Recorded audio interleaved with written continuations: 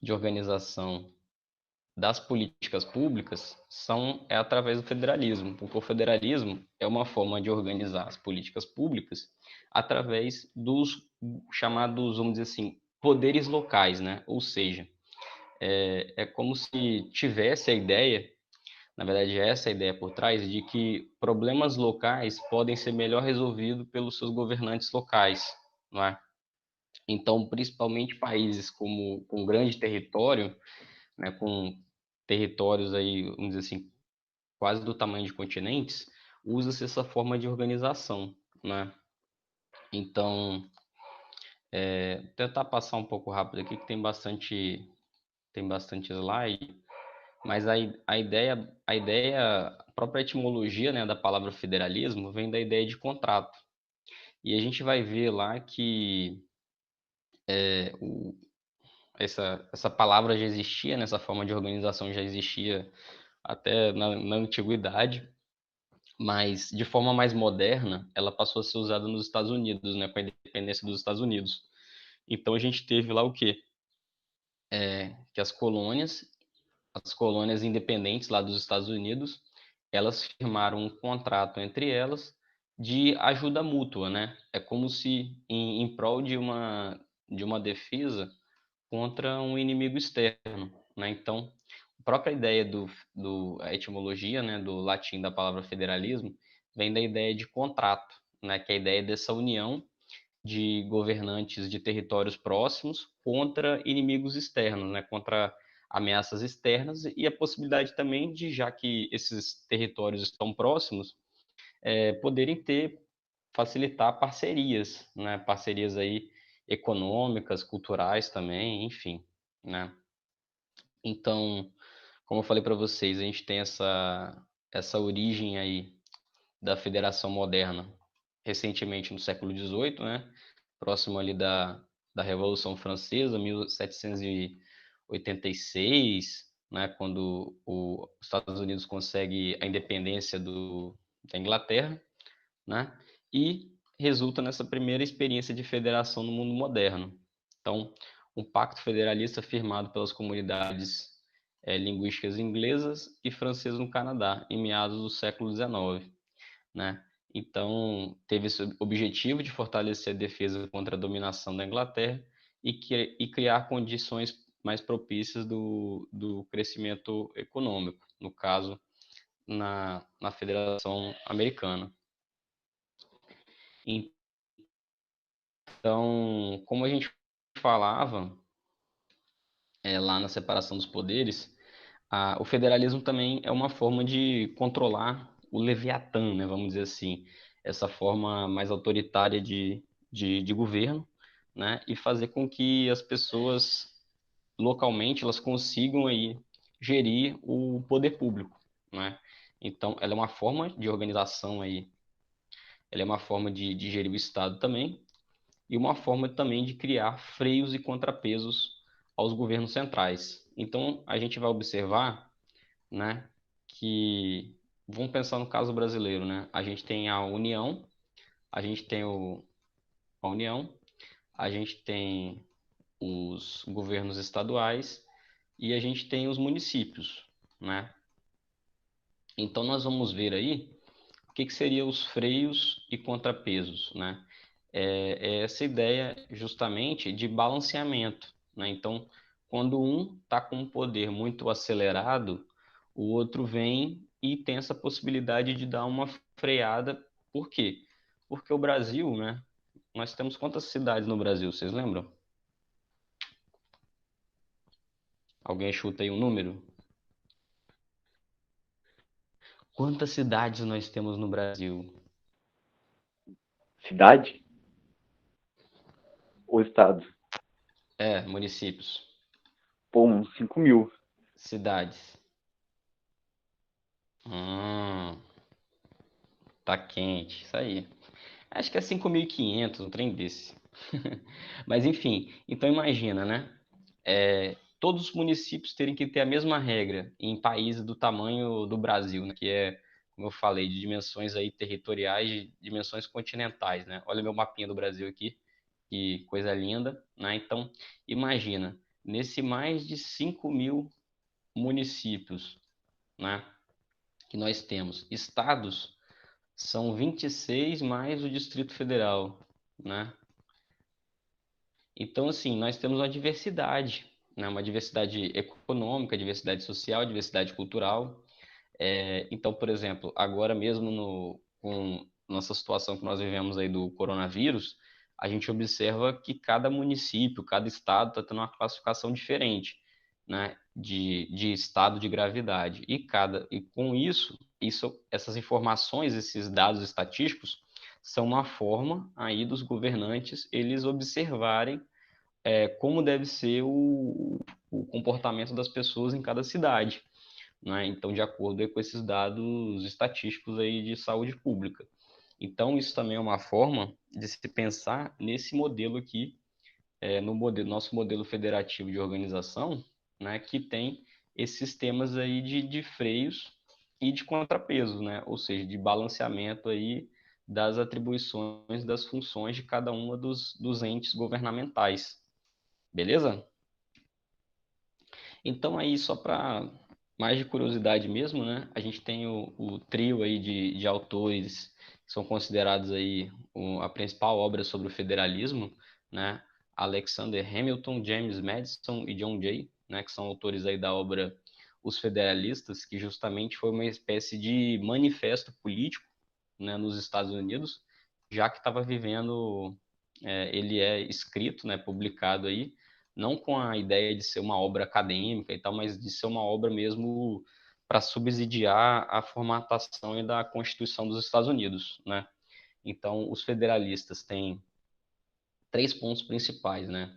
A criação do federalismo em contraposição ao confederalismo, que seria uma ideia um pouco mais, assim, vamos dizer, flexível de organização, né? Não é à toa que o próprio nome, o interessante é que o próprio nome dos Estados Unidos, né, da América, eles sugerem essa extrema autonomia dos estados, né? Então a gente tem ali o próprio país chamando Estados Unidos. Então não é sei lá, um país específico.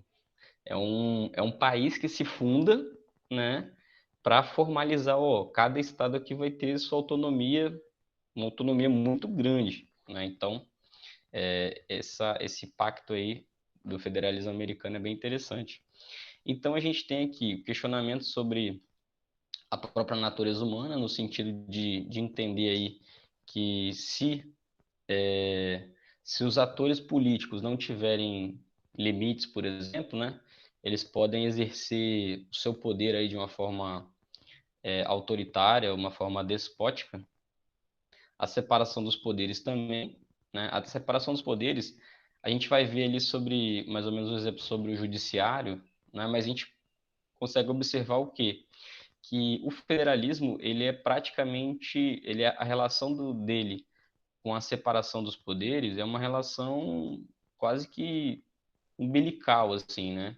É impossível você pensar um modelo federalista onde você não tenha essa separação dos poderes. E aí, por fim, né, a república, né, como forma de governo, e essa própria questão aí das facções, aí no caso, que seria, vamos dizer assim, como se fossem grupos, né, grupos de interesse, assim, no geral, mas isso não, pra gente não é importante, não é tão importante agora. E eles reforçam também nessa obra, né, na obra Os Federalistas, a questão de que é preciso aí que existam esses freios e contrapesos, beleza? Então, algumas características aí, né? Como a gente já estava até falando anteriormente. Então, por exemplo, o caso brasileiro e o caso dos Estados Unidos também, nós temos três níveis de governo, né? Mas nós vamos ver alguns casos, se eu não me engano, acho que é na Alemanha, né? Enfim, outro país que tem apenas dois níveis de governo. E os três níveis quer dizer o quê? Que nós temos, como a gente já falou, a União, os estados e os municípios, né? Então, essa divisão aqui entre três níveis que tem atribuições aí, competências em relação a políticas públicas. como a gente falou lá sobre o Senado, né? O Senado, ele acaba sendo uma casa legislativa dentro, vamos dizer assim, no interior do Legislativo Federal, que ele tem essa função aí de, de equilíbrio, de equilíbrio federativo, né? Então a função do Senado aí, ela acaba sendo importante, né, em uma república federativa, porque com o Senado você consegue ter a mesma quantidade de todos os estados vão mandar a mesma quantidade de representantes para esse legislativo federal, né? Já que na Câmara dos Deputados a gente tem uma representação desproporcional, né? Que é uma representação aí com base na população, né? Então, estados mais populosos têm um peso maior, né? Só que o Senado, o objetivo do Senado é fazer esse equilíbrio aí com essa desproporção da Câmara dos Deputados. E a gente vai ver também, né, que nós temos aí as atribuições exclusivas, ou seja, vai ter algumas funções que vão ser específicas de um desses níveis aí de governo, beleza? Então aqui eu vou, a formatação ficou meio doida aqui, mas está tranquilo. A ideia básica nossa é entender aqui algumas questões, segundo a Constituição de 88, que são independentes, quer dizer, são exclusivas de cada um desses níveis de governo aí, né? Então, por exemplo, tem alguma muito forte, né?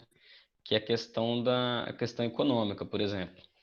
A questão do uso da moeda, ou, por exemplo, determinar se o real, se a gente vai usar o real, se a gente vai usar o Bitcoin, ou se a gente vai usar o dólar, por exemplo, como moeda oficial, é uma decisão que cabe aí ao nível de governo federal, né? Então, cabe à União, por exemplo. Então, pode ser considerado aí como competência exclusiva. Esses itens aqui, né, eles estão lá presentes entre o artigo 27 e o artigo 32 da Constituição Federal de 88, né? Então, por exemplo, a gente sabe que é da União, né? Então, assim, a gente vai vendo alguns pontos aqui, né? Depois eu vou passar para vocês, mas eu vou tentar não falar de todos, porque senão vai acabar gastando muito tempo. Mas a ideia básica é que nesses artigos da Constituição, eles vão descrever, né, quais são as competências exclusivas aí da União. E depois, quando chega nos estados e nos municípios, a gente vai ver que ele diz assim, ó, tudo que a Constituição não proibir, o estado e o município podem fazer. Só que o problema é que quando a gente está aqui, né, a gente vai ver que já vai ter quase tudo que vai estar como função da União, né? E aí vai acabar sobrando pouca coisa para os estados e para os municípios. Então, assim, o que acontece?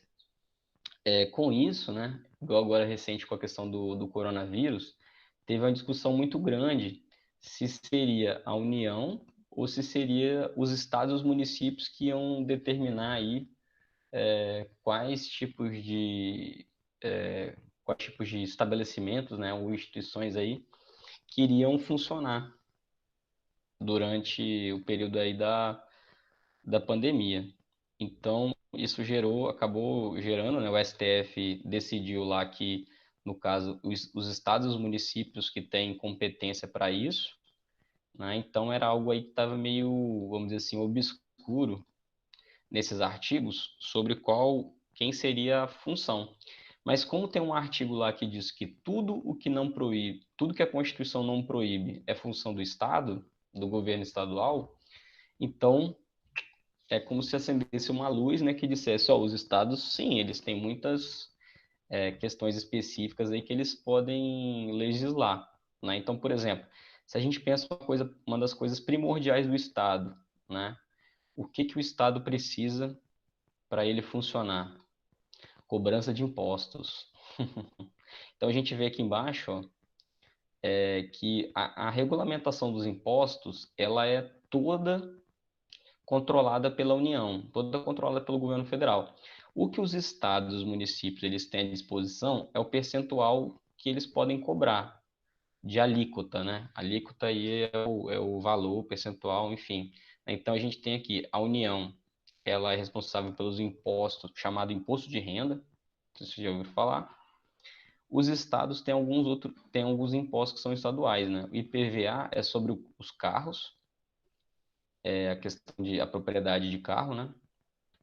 O ICMS é sobre qualquer item aí que você vai comprar e ele tem um percentual aí que é voltado para o ICMS.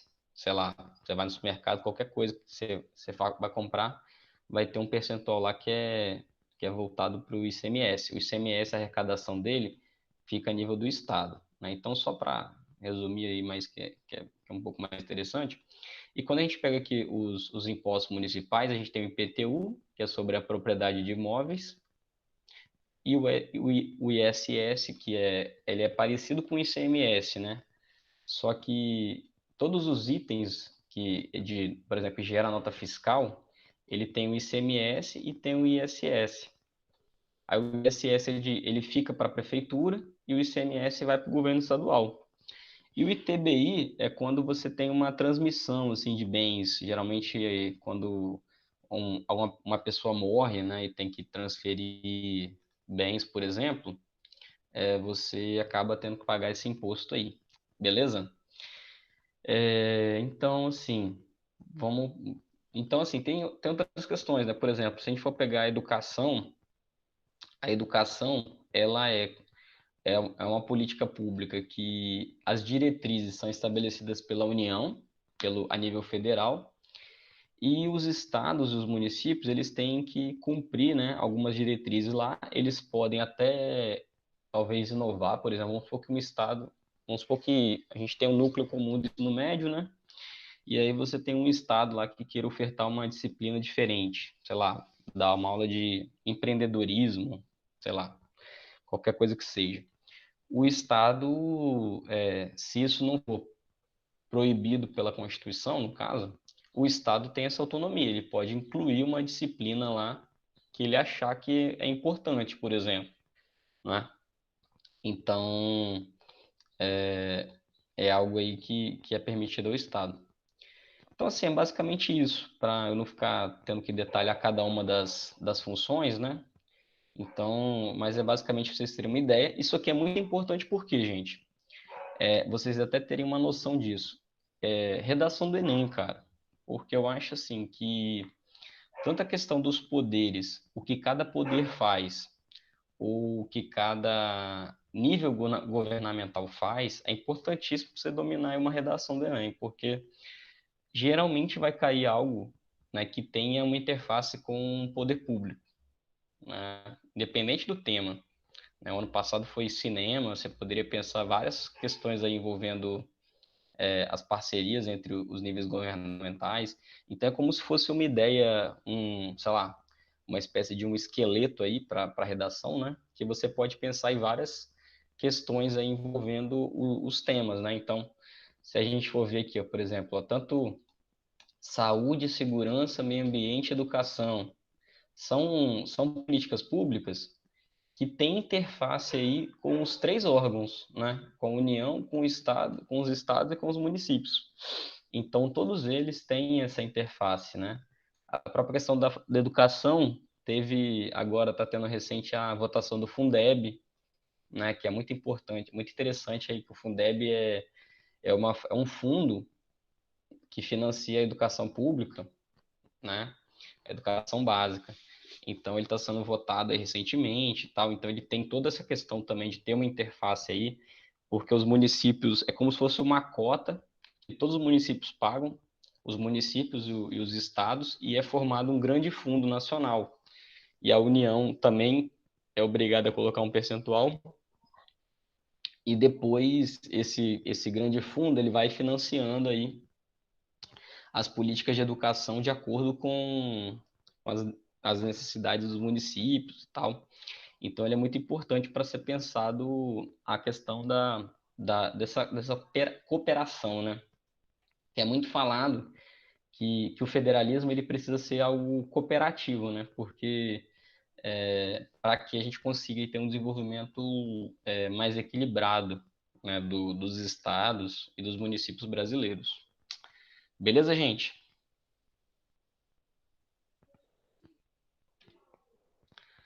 Então, aqui, a gente tem também... Ali eu estava falando sobre competências exclusivas, né?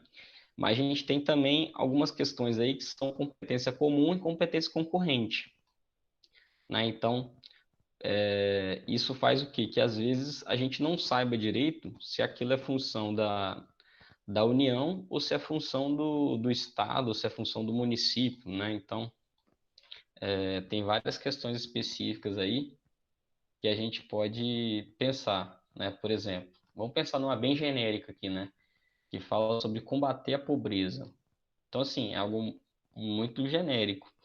A gente sabe, né, o que é ser pobre, né, a pobreza, por exemplo, mas existem várias ações aí, tanto de estados, de municípios e também da União, que tem essa finalidade aqui, né? Qual vai ter sucesso, qual vai funcionar, é uma questão muito complexa e muito particular, né? Até porque também depende da economia de cada região. Então, isso demanda aí uma série de questões. Então, assim, por exemplo, a educação, por exemplo, a educação, por mais que a gente tenha ali já tem uma certa separação hoje clara, né? Que a União cuida principalmente do ensino superior e dos institutos federais, que tem os cursos técnicos e também ensino superior. Os estados com a formação aí do ensino médio, os municípios vão da educação infantil até o ensino fundamental. Então, aí, hoje tem já uma clareza muito maior sobre a educação. Mas, por exemplo, os estados também, né, principalmente o Espírito Santo, eles têm fornecido aí, por exemplo, cursos técnicos também, né? Então, um município também pode, às vezes, desenvolver aí cursos de qualificação, né? Então, assim, isso mostra que não é totalmente proibido também. Então, por isso que é chamado de competências concorrentes. Se eu não me engano, eu acho que Linhares, né, tinha uma faculdade municipal. Não é isso? Alguém sabe me confirmar? Eu acho que é municipal mesmo, se eu não me engano. E tem estados, por exemplo, que têm universidades estaduais, né? Fiquei sabendo aí que tem gente que está querendo estudar em universidades estaduais aí, como Unicamp, por exemplo. Então, isso mostra o quê? Por isso que aqui fala que a educação está entre uma dessas competências concorrentes, porque você pode ter não só universidades federais, mas também universidades estaduais ou até mesmo municipais, tá? A saúde também. A gente tem aí municípios que têm hospitais. Então, assim, os hospitais, não necessariamente eles vão ser todos estaduais. Você, claro, né, é muito mais prático para o município ter apenas unidades de saúde para tomar conta, porque o custo de uma unidade de saúde ele é muito menor do que de um hospital, por exemplo. Mas geralmente hoje, né, os hospitais eles são na maior parte estaduais. Mas, por exemplo, tem o Rio de Janeiro tem alguns hospitais que são federais, né? Então, por exemplo, o SUS, que vocês até inclusive apresentaram aí nos seminários, teve um seminário sobre o SUS. Então ele trata justamente aí dessa compartilhamento de tarefas, né? Então, no caso a União, ela fica mais aí responsável pelo questão do financiamento, né?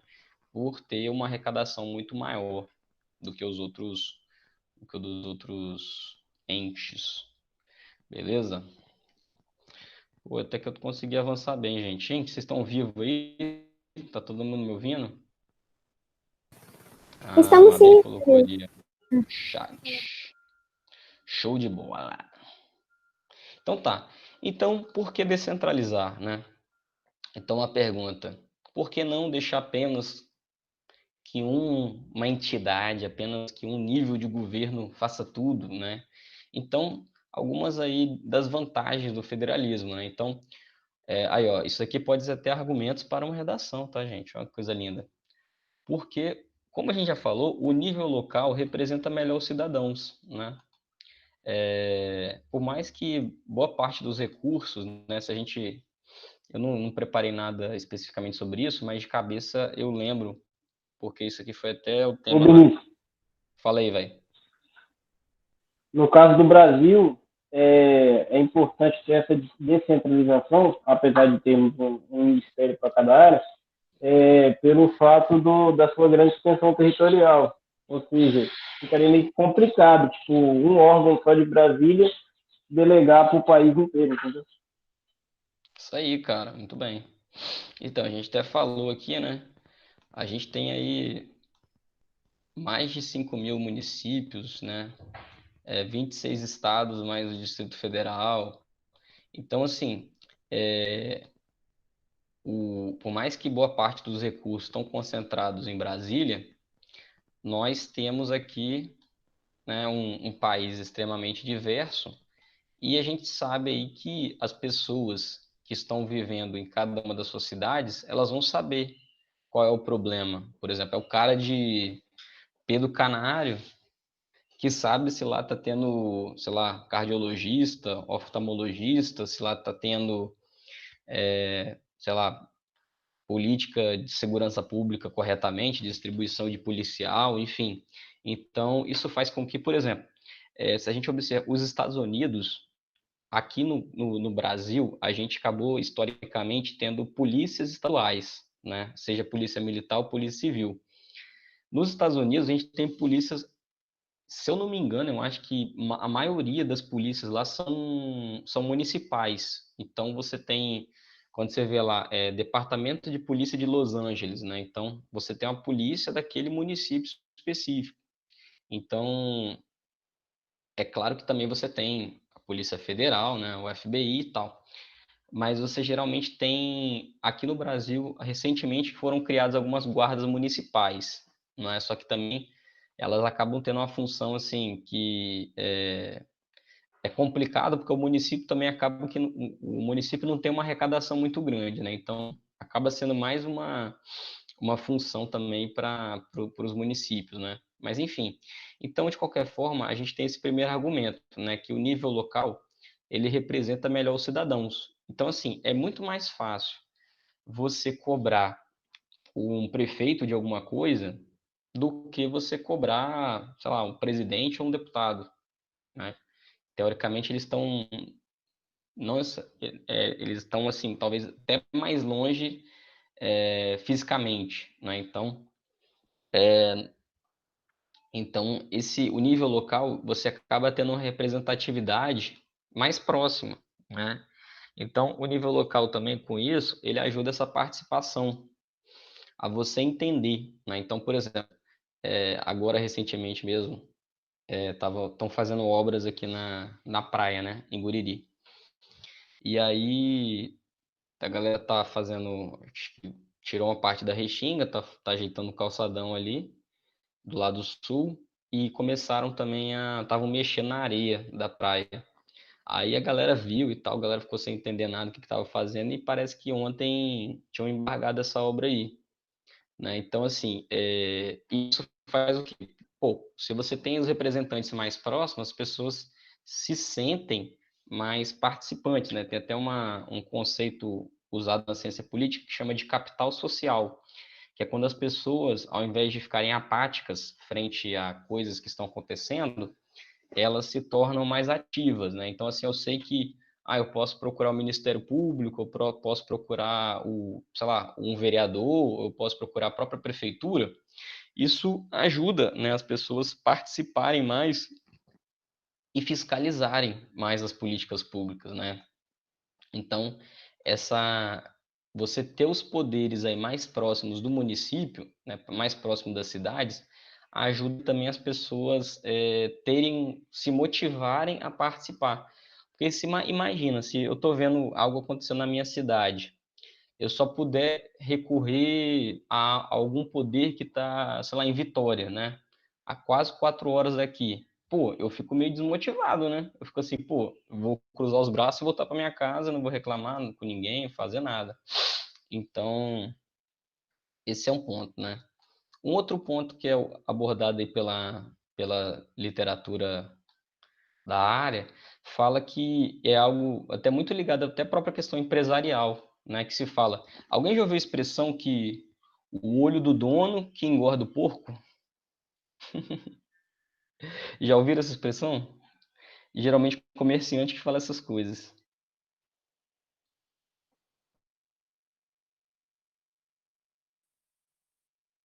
Ninguém nunca ouviu, não, gente. Essa aí é nova para mim. Então o que? Quando o dono de um comércio, o dono de algo tá ali vigiando, né? Tá vigiando, o porco engorda. Quando o dono sai, o porco emagrece, enfim. Então é uma analogia justamente para isso, que organizações menores, elas são melhor geridas. Então, no sentido de que, por exemplo, tudo, né, vamos pensar, própria segurança, educação, saúde, pode-se pensar a questão de políticas urbanas também, mobilidade urbana, enfim, você precisa ter pessoas ali gerenciando, né, essas ações. Então, geralmente organizações melhores, elas conseguem ter uma fiscalização melhor. É claro que não vai ser uma regra, né? Sempre vai ter as exceções, mas geralmente quando você tem aí capacidade de fazer com que existam organizações melhores, organizações menores, você consegue organizar melhor isso. Se uma organização ficar muito grande, você acaba tendo uma dificuldade maior de organizar esse funcionamento dessa organização. Beleza? E por último aqui, a gente vai ter cooperação. Faz, cortou para mim o que está escrito. É cooperação institucional? Cooperação governamental aqui embaixo. Cooperação ou conflito. Ou conflito. Ah, tá, verdade. Então, o que que isso quer dizer, né? Então, como a gente tem aqui nos níveis governamentais União, estados e municípios, a gente também pode ter aí conflito, né? Então, esse acaba sendo um dilema até, porque se a gente for pensar, por exemplo, eu lembro que recentemente teve uma empresa que fabrica pequenos aviões que ela acabou se instalando em Jaguaré. Então, como eu mostrei aqui para vocês, ó, tem alguns impostos que são diferentes, né? Então, por exemplo, por mais que todos os municípios são obrigados a ter esses impostos aqui, o percentual que vai ser cobrado do imposto, que é chamado de alíquota, essa alíquota vai variar de um município para outro, e até o próprio ICMS, IPVA também e tal. Por exemplo, tem muita gente que às vezes já, não sei se Ô, vocês já Benício, viram. Fala aí, Matheus. a liberdade do gestor de cada estado determinar isso? Falhou, cara. Fala de novo. É a. Tipo assim, é cada gestor de cada estado que determina isso? Cada gestor o quê? De cada estado que determina isso? Aí tem que ser tem que ser uma lei municipal, né? Aí tem que ter aprovação dos vereadores também e tal. Mas eu ia lembrar um exemplo, que não sei se provavelmente vocês já ouviram falar dela, tem uma empresa muito grande de aluguel de carro no Brasil que chama Localiza. Já ouviram falar dela? Localiza?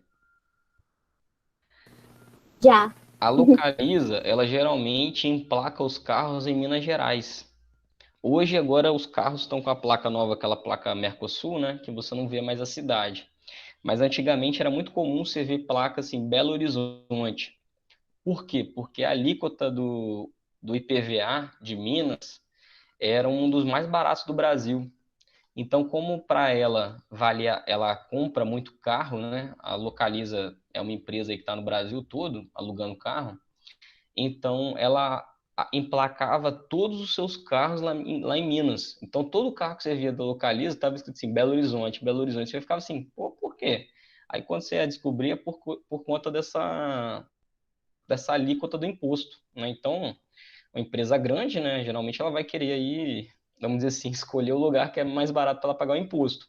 Então, justamente essa discussão aqui da cooperação ou conflito, geralmente acontece por isso, né? Então, é muito chamado esse termo aí de guerra fiscal até, porque você tem uma disputa aí entre estados e entre municípios sobre essa questão, né, de atrair empresas, atrair fábricas, ou até atrair esses tipos de investimento, porque querendo ou não, por exemplo, para Minas vale muito a pena, às vezes, ter uma taxa menor se muita gente vai lá emplacar o carro lá, né? Então, isso acaba atraindo também.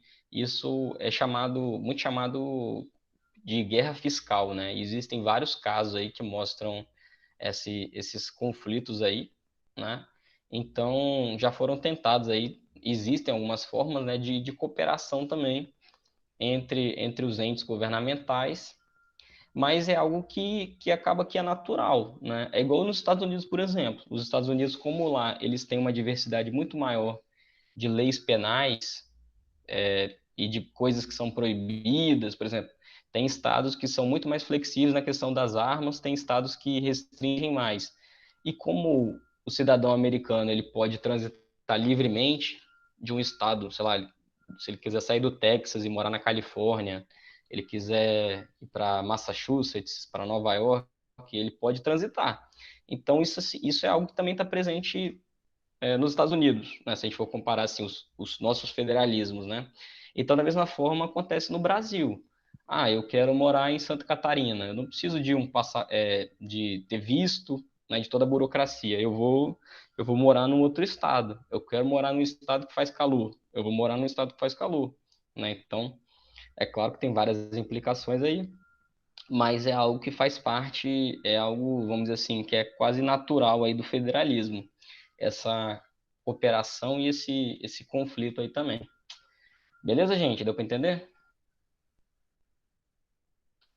Aqui, galera, isso aqui era mais para mostrar um pouco, né, a diversidade aí Eu não vou explicar muito não, até porque na verdade não tem muita necessidade, mas é só para explicar um pouco a diversidade aí do próprio judiciário, né, e do Ministério Público também, frente às divisões federativas, mas é só mais a nível de curiosidade mesmo, né, se vocês quiserem dar uma olhada, mas é só para mostrar que existem tanto os níveis, né, quanto também a distribuição aí nos estados, nos municípios, né, entre o judiciário, o Ministério Público também.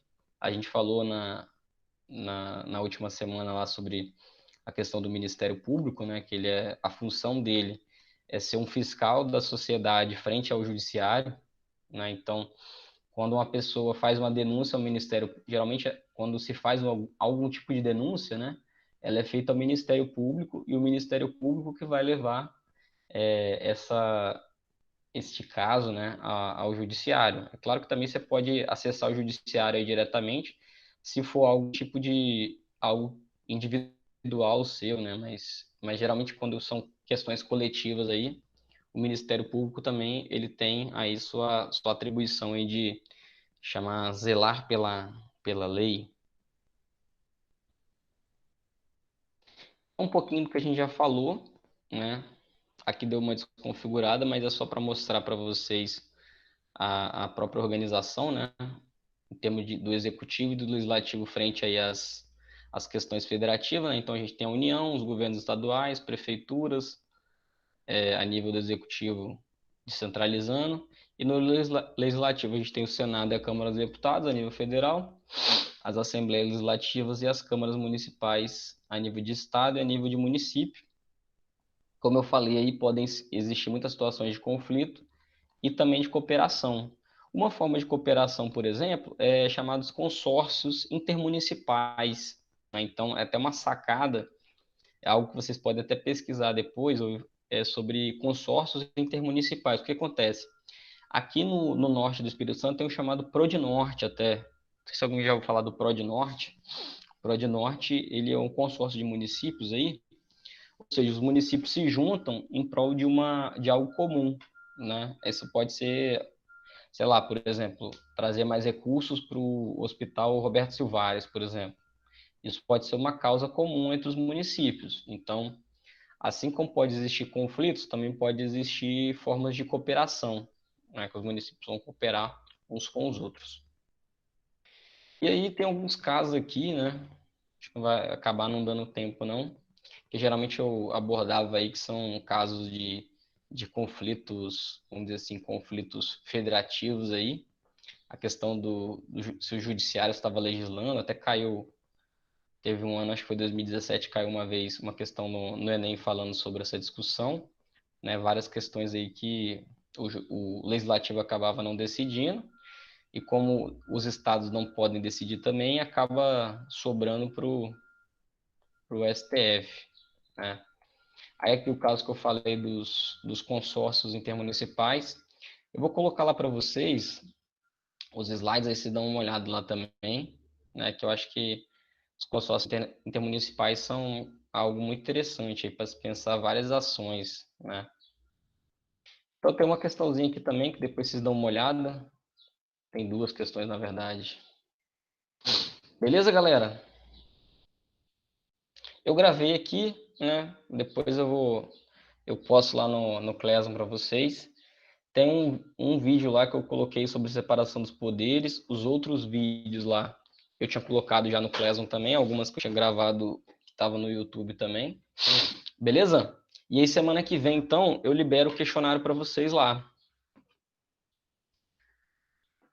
Tranquilidade, galera? Aí semana que vem a gente conclui o nosso semestre aí, 2020/1 em Sociologia.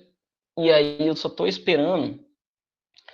O time falou que acho que até amanhã ia sair uma definição, mas eu acho que vai dar certo de depois tocar direto com vocês. Começar aí o nosso, entre aspas, 2020/2, quando acabar, no caso, a carga horária de semana que vem. Beleza? Beleza. Tomara, hein, Bruno? Esse aí vai dar tudo certo. Então, por hoje é só, galera. Agradecer aí a presença de vocês.